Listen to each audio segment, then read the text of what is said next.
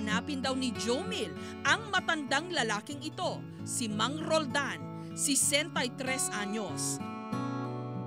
Hindi raw sila magkaano-ano, pero sa maikling sandaling nagkakilala sila na antig daw ang kanyang puso. Kumakain daw si Jomil sa isang kantin sa bayan ng Mexico sa Pampanga.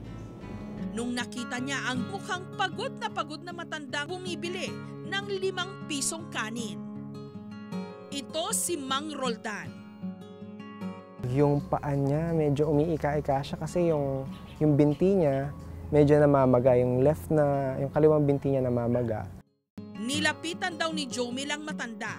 Nag-order siya ng 5 pisong kanin para pamatid gutom lang dun sa araw na yun. Sila'y nagkwentuhan.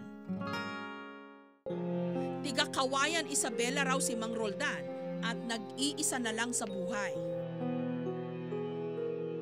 Ang kanyang misis namatay daw sa sakit sa buto.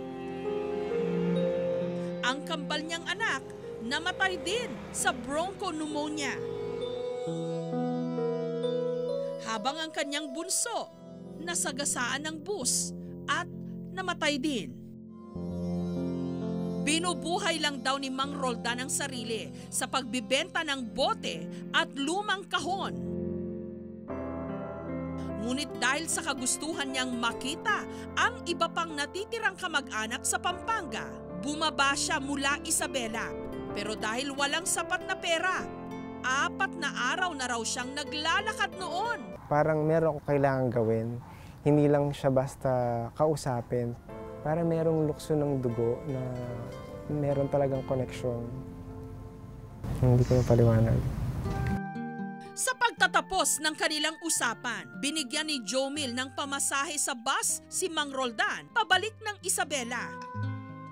At kahit walang-wala raw ang matanda, nagulat si Jomil sa nasaksihan niyang kabutihan pa rin nito. Yung kanin na binili niya na kumbaga baon niya para sa pag-travel niya, binigay niya doon sa isang pulubi rin sa kabilang daan. Naiisip ko baka si Jesus Christ na yun.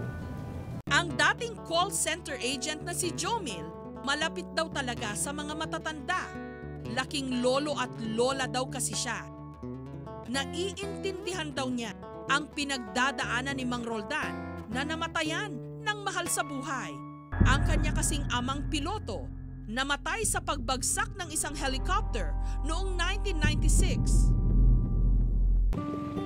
Ngayon, matapos ang ilang linggo, gustong kumustahin at siguraduhin ni Jomil na nakauwi ng Isabela si Mang Roldan. Pero hindi niya alam kung paano makikipag-ugnayan dito. Dito na siya gumawa ng Facebook account na ang layunin, hanapin si Mang Roldan. Marami na ngayon ang nagtatanong, nasaan na nga ba si Mang Roldan? Tumulong na rin kami sa paghahanap. Tumungo ang aming team sa Kawayan sa Isabela para kumpirmahin kung talaga bang may nakatira roong Roldan Jimenez Pineda, ang buong pangalan ni Mang Roldan. Walang lumabas na Roldan Jimenez Pineda. May mga registered ka ditong Pineda, kaya lang din natin sure kung kamag-anak na itong hinahanap niyong si Roldan Jimenez Pineda. Pinuntahan namin ang iba pang may apelyidong Pineda sa bayan ng Kawayan. Wala niyo po ba si Lorenzo Pineda? Nandun. Oo, parehas Pineda pero ang middle name iba. Pero ayon sa nakausap ng aming team, parang nakita nga raw niya ang hinahanap naming matanda 2 linggo na ang nakararaan sa isang junk shop. Nakikita namin siya dyan sa pag minsan nagtitinda siya. Siya naman eh, ganito naman itsura niya.